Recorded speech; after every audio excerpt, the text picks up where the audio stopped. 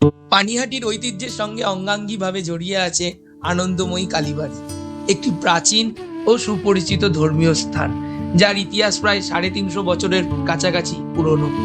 আজ যেটি সকলের কাছে হলদে কালীবাড়ি নামেই পরিচিত, তার আসল নাম কিন্তু শুরু থেকেই ছিল মা আনন্দময়ী কালীবাড়ি। এখানে মা আনন্দময়ী বিরাজ করছে।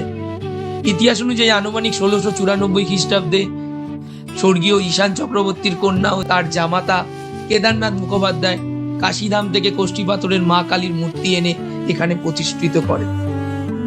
সেই সময় থেকে এই মন্দির আনন্দময়ী কালীবাড়ি নামেই পরিচিত ছিল। পরবর্তীকালে একটি বিশেষ সামাজিক প্রথার কারণে মন্দিরটি হলদে কালীবাড়ি নামে জনপ্রিয় হয়ে ওঠে।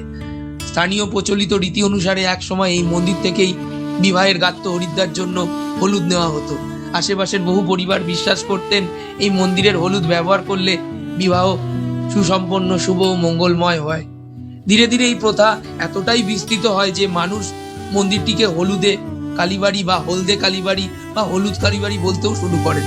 সেখান থেকেই হলদে কালীবাড়ি নামটির প্রচলন ঘটে। মন্দিরের গর্ভগৃহে চতুর্ভুজা মা আনন্দময়ী মূর্তি প্রতিষ্ঠিত রয়েছে। আকারে ছোট হলেও মূর্তিটি অত্যন্ত আকর্ষণীয় এবং শান্তিময়।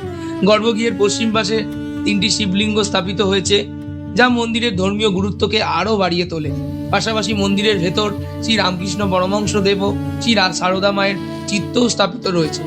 মন্দির প্রাঙ্গণে একটি কক্ষ পঞ্চমন্ডির ঘর নামেও পরিচিত, যা অতীতে সাধনা ও পুজোর জন্য ব্যবহৃত হতো বলে জানা গেছে। এর ফলে মন্দির প্রাঙ্গণে শুধুমাত্র পুজোর জায়গা নয়, বরং আধ্যাত্মিক চর্চার ক্ষেত্র হিসেবেও গুরুত্ব বহন করে। বর্তমানে সারা বছর নিয়মিত পূজা অনুষ্ঠিত হয় এবং কালী পুজো সহ বিভিন্ন উৎসবে এখানে ভক্তদের ভিড় জমে। স্থানীয় মানুষ ছাড়াও দূর দূরান্ত থেকে বহু দর্শনার্থী এই ঐতিহ্যবাহী মন্দিরে আসেন। এখানে পৌঁছানো খুব সহজ। শিয়ালদায় মেন লাইনে সোদপুর স্টেশনে নেমে অটো বা টোটো করে আসা যায়। এছাড়া বিটি রোডের ধার ধরে সড়ক পথে বা কোন্নগর থেকে লঞ্চে পানিহাটি ফেরিঘাটে নেমেও হেঁটেও সহজে মন্দিরে পৌঁছানো সম্ভব। পানিহাটির এই আনন্দময়ী কালীবাড়ি শুধুমাত্র একটি ধর্মীয় স্থান নয়, এটি ইতিহাস, প্রথা ও সামাজিক বিশ্বাসের এক গুরুত্বপূর্ণ নিদর্শন, যা সময়ের সাথে সাথে নিজের পরিচয়কে আরো সমৃদ্ধ করছে, মানুষের কাছে আরো প্রচলিত হচ্ছে।